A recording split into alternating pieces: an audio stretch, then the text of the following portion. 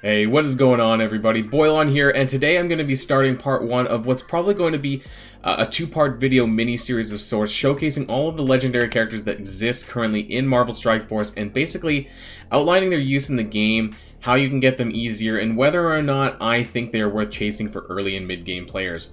Of course, since there are quite a few of them, this video will be focusing on the first half of Legendaries from Iron Man to Magneto, with an honorable mention of Ultron, who's not a legendary, but I kind of class him as a pseudo-legendary of sorts. So the next video will be focusing on the second half, basically from Shuri to Doc Ock, which is where we're at currently, legendary-wise. This was something that was requested by a handful of people, so I hope that this is informative for you guys, and helps people decide if they think they're worth it or not. Now, this is going to be in my PowerPoint format, although this time I am going to keep myself on screen in the bottom right corner, where I'm not really in the way too much. I'll also be making this available in the description below, in case you'd like to look at it on your own time as well. So without further ado, let's get things started. Alright guys, so basically I'm calling this series the Legendaries Then and Now, and this is the part 1 of the video series, which really is probably only going to be 2, but maybe in the future as we get more I'll add to this. So this is a video series looking at the first half of legendary characters, starting with Iron Man. We'll be covering Iron Man, Star-Lord, Nick Fury, Magneto, and Ultron as an honorable mention. I'll be talking about how to get them, what they're good at now, and where you can use them, and whether or not I think they're worth building out of 10. So I'll be rating each one of them out of 10. So let's start off with Iron Man. So he is a hero, global, tech, blaster, and then his other team traits are Wave 1 Avenger and Power Armor. So he was the first legendary character around global launch. To be honest, I don't remember the exact date because I started about 2 months after global launch, but I'm pretty sure he was already around in the game at that point. Now, he's no longer really legendary, but he's unlocked via 3 shield characters, I believe, now at 3-star. These requirements were changed recently when his event was made more permanent, so hopefully other characters will also get that treatment down the line. You can use characters like Quake, Black Widow, Captain America, Hawkeye, Agent Coulson, Yo-Yo, and Nick Fury, which have the red star and then the red text to me, and that means unfarmable, so there's not really a good way to get them. Shield security, basically all of the shield minions are also usable for this event. So in my opinion, the best ones to farm are the Wave 1 Avengers, so that's a lot of the ones in the first category. So Captain America, Black Widow, Hawkeye, and then Quake and Shield Medic are probably some of the other ones if you need to fill that in. Like I said, you don't need 5 characters. I don't remember off the top of my head because I can't do the event anymore if you need 5 characters at above 5-star, but just to get them unlocked, I believe you only need 3. So Captain America, Black Widow, and Hawkeye are some of the best ones to use right now. They are made available quite early on right now with the Doom War sort of special event that's going on. Now, I don't know if this is going to change down the line, though, if they plan on removing them from these nodes, but those are the best ones that you can use right now. And so moving on, he's largely a Wave 1 Avengers and Power Armor character. He isn't he's not that great in both of them. Even in Power Armor, he is replaceable. Some people use Ultron now, and in terms, he's largely an offensive Alliance War character. So he's usable in the following campaigns. These are all the ones you could plausibly use Iron Man in, and so that's any of the Heroes chapters, Nexus chapters, Heroes 7.4 to 7.6 specifically, which I believe are global characters, Nexus 8.1 to 8.3, which are some of the later game nodes, and then Doom 1.7 to 1.9, and the Isotope Chapter 1.2. I believe he's also usable in, I forgot to mention actually, the new Doom Chapter 2.7 to 2.9, which includes Power Armor, but honestly, I would not even consider Iron Man for most of these. He's most commonly used in Power Armor with more offense, but, in the early game, it's possible to use him with the Wave 1 Avengers as well. Maybe on the War Defense, because some people have been using Wave 1 Avengers that I've seen on Alliance War Defense as well, so there's some possibility there. But is he worth it overall? Honestly, I don't think he's a priority at this point. I don't think if you're a new or mid-game player, if you collect these characters anyways, great. But don't go out of your way too much to have to get them beyond, 4-star maybe, or something like that. Don't make it a priority to get him up anywhere past 5, definitely. He doesn't deserve it. So if you can unlock him, great, but, don't spend a lot of time with Iron Man. He gets my 3 out of 10 rating, which is probably going to be the lowest of the ratings in this video. So moving on, we do have Star-Lord. He is Hero, Cosmic Tech, Controller, and only of the Guardian team tag. Was the second legendary to come to Marvel Strike Force, unlocked via 5 characters and at 5-star. I'm not sure why I said and 5-star, but I guess they have to be 5-star, of either the Guardians tag or the Ravagers tag. Now, it includes characters like Rocket Raccoon, Groot, Drax, Gamora, Mantis, who are all part of the Guardians, and then you could use, you could substitute or include any of the Ravagers, which include Yondu, Ravager, Boomer, Bruiser, and Stitcher. Most of these I wouldn't recommend, though. So really the best ones you could probably do are Guardians. That includes Rocket Raccoon from the Raid Store, Groot from Nexus 2.9, Drax from the Arena Store, Gamora from the Blitz Store, and also Mantis from the Blitz Store. So there's a lot of store characters here which can help you get to Star-Lord. There is also Yondu, who is available in Heroes 2.6 if you want to, just in case you don't want to, use 2 different Blitz Store characters like Gamora and Mantis. You could just take Mantis and then farm up Yondu as well on the side if you'd like to. And so he really boosts those Guardian stats. He increases everyone's damage by 30%, speed by 20%, and he also generates additional ability energy for them with his passive. So, he really bumps up that Guardian potential if you're going to be using him with that team, which really is probably the best place to use him in the early and mid game.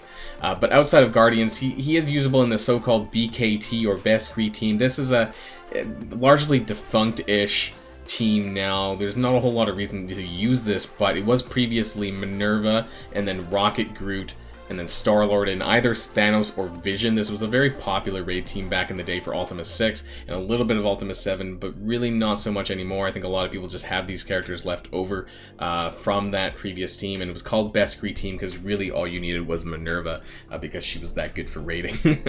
And so he is usable in the following campaigns as well. Heroes Nexus, like Iron Man was, but you can also use him in the Cosmic campaign, Heroes 7.7 to 7.9, Doom 1.4 to 1.6, and I'm pretty sure that's it.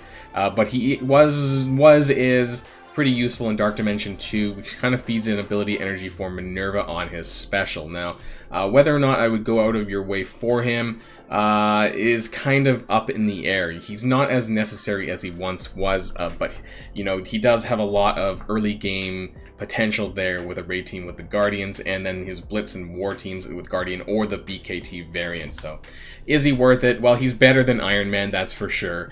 He used to be really amazing, like I said, and was very meta for a really long time, but he's kind of dropped off. Not as necessary as he once was. I really think he needs to get that permanent event treatment like Iron Man and make him more available with only 3 characters rather than 5. That would be really good. I know he probably still makes the company some money, but really it's just been so long. Probably about 2 years at this point. I don't see why he doesn't get that either. Still quite good, but I don't know if you need to go out of your way to unlock him. I think if you're sort of in the early and mid game and you're able to get him, that is great. But obviously, because of the way the legendary events run, it's roughly every 3 months for each character. So, if you can plan around that to pick him up, at least at 5-star, that would be pretty good, and you can probably add him in somewhere. But don't go too far out of your way to pick him up. Still useful in Dark Dimension 2, but beyond that, unfortunately not useful in any of the other Dark Dimension 3 or 4s. It's kind of a waste to gear him up at that point. So he does get my 5 out of 10 rating. And so next up we have Nick Fury. He is Hero Global, Skill Support, Avengers, and Shield. So he has those 2 team tags specifically. He was the 3rd legendary to come to Marvel Strike Force, unlocked via Kree minions at 5-star. This was quite possibly one of the worst unlock requirements in the game, which requires all 5 of the minions. That's Kree Reaper, Noble, Royal Guard, Oracle, and Cyborg. So, best to farm? Well, all of them, because that's the only thing you can do to get them. And so where can you find them?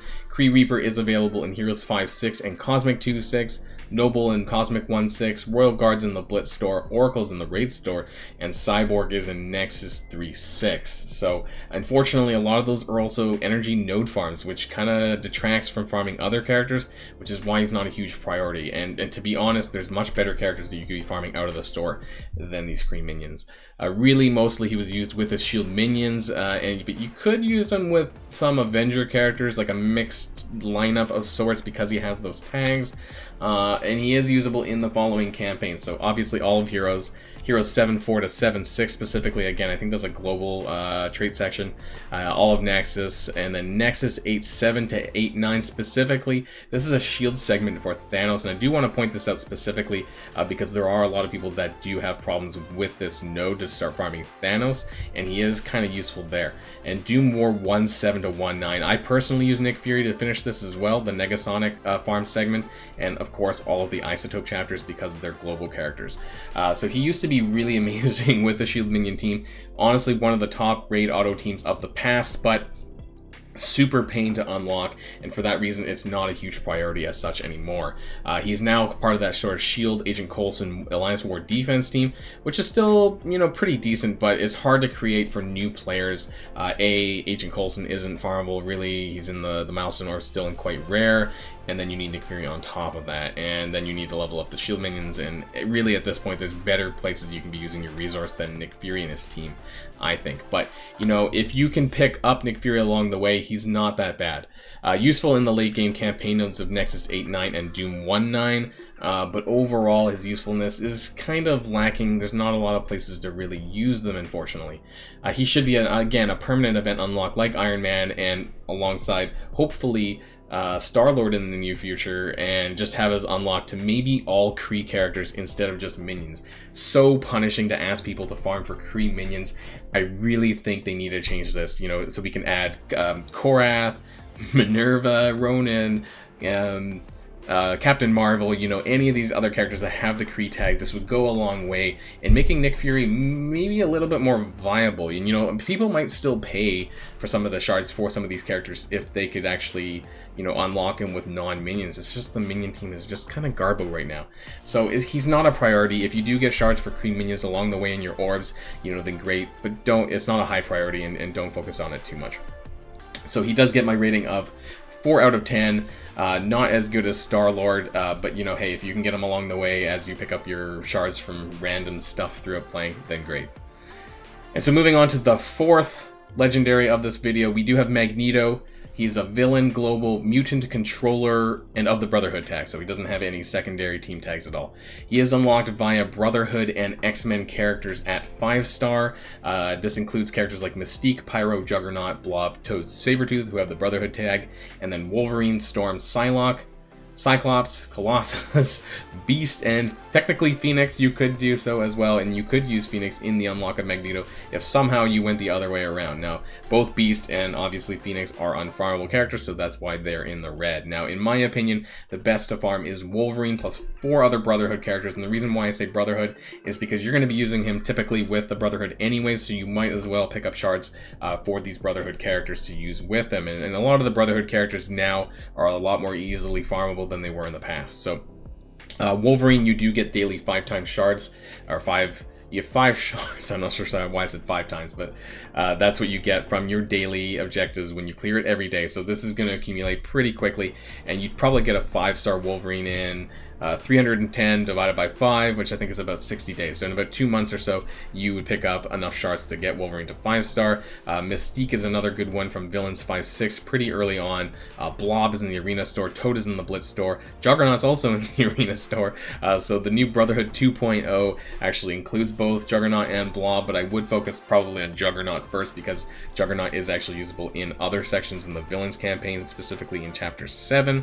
And then Sabretooth is in the Raze store, although he's more of a Marauders. I mean, Sabretooth and Mystique are both kind of Marauders now with Mr. Sinister, but these 6, I would choose maybe 5 out of the 6, and Wolverine is one of the easiest ones to get. So he really boosts that power of the Brotherhood team with his +% speed bar to Magneto. So for every member of the Brotherhood that you have on the team, you get speed bar increase, as well as he gets speed up to the Brotherhood as well, on top of resistance, focus, and max health. So he really increases the stats of the team altogether. Largely though now, he's an offensive war character. That's where you're going to be using him a lot, either in the Brotherhood 1.0 or 2.0 variant. You could use him on his own, possibly with a Marauder defense team with Emma Frost and Sinister if you want to replace Sabretooth. Instead, you could put Magneto if you're not planning on building the full team. And he is usable in the following campaigns. Villains, of course, and then Nexus, because everyone can be used in Nexus. And next is 8.7 to 8.9 specifically. I think this is a mutant section, I think, here. That's for the Thanos unlock segment, and of course all of the isotope chapters as well. He's not really that necessary in campaigns. There isn't any specific campaign level I would say you have to bring him in, or it really makes a huge difference. Is he worth it though? Largely, like I said, he is used for offensive purposes, largely in war now, but you might be able to get away with using him in arena. That would be probably dependent on who you're facing there, but a lot of people do tend to use as guardians, and that makes Magneto a lot less attractive because he can't blind if Heimdall's on the team, so keep that in mind as well.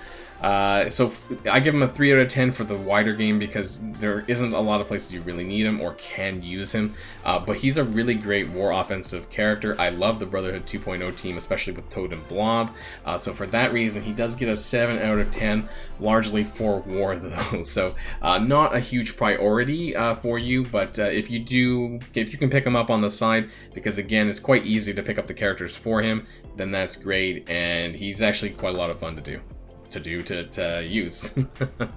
And so we're moving on to the final character of this video, and that's Ultron. So again, he's not a legendary character, but I wanted to include him anyways because he's what I would call a pseudo legendary. He is very powerful and he's worth mentioning here. So he is a villain global tech blaster. Unfortunately, I didn't have space on the side where I put the tags for everyone else. He is unlocked from clearing Dark Dimension 2, so from the first run you do get 5 yellow stars as your first run, and then when you complete the second run of Dark Dimension 2, you do get 7 yellows. So this requires Gear Tier 13 characters to run and complete Dark Dimension 2. Some of the best characters that you can use for Dark Dimension 2, the symbiotes, hands down, some of the best characters, which includes Symbiote Spider-Man, who unfortunately is unfarmable. He's in the milestone ores, but I don't include that in my opinion because it's a bit slow. And Carnage and Venom, Scream, Anti-Venom. These are all 5 of the symbiotes, some of the best characters in the game for Dark Dimension, any of the Dark Dimensions really, but specifically it'll make Dark Dimension 2 super, super easy. Now on top of those characters, there are characters like Minerva, again unfortunately unfarmable still, I don't know why, she really should be at this point, and then other characters like Hela, Emma Frost, who will be leaving the milestones pretty soon, unfortunately, so if you haven't picked her up, she is a really strong support character to use alongside some of these others. Shuri, which is another great support character, legendary, who I will be talking about in the second video, or a mix of some of the above. These are some of the most important characters in my opinion for Dark Dimension 2 and make it super, super easy. So if you can even pick up a couple of these, that would make your run significantly easier. Now other choices, I'm saying this because of the time that we're actually recording this video. Pimtech, the new Dark Dimension specific team. Honestly, I don't really know if it's the best at this point, but supposedly it is, you know, being touted as a very good Dark Dimension team. I've never used, I don't have them up at tier 13, and at this point actually we only have 3 technically, but when Ghost and Yellow Jacket come out, I suspect that they're going to be pretty decent, at least Dark Dimension 2 viable. More than that, I don't know, the jury's still out because we don't have them, and maybe I'll test that out in the future. But symbiotes are definitely tried and true, and they are really nice to run. But on top of that, you could also include characters like Scientist Supreme, other AIM characters, Mr. Sinister, and any really top meta characters would also really help, depending on what you have available in your roster. Now, he has no team trait, so he's not able to be used in many campaign areas, but he is usable in villains.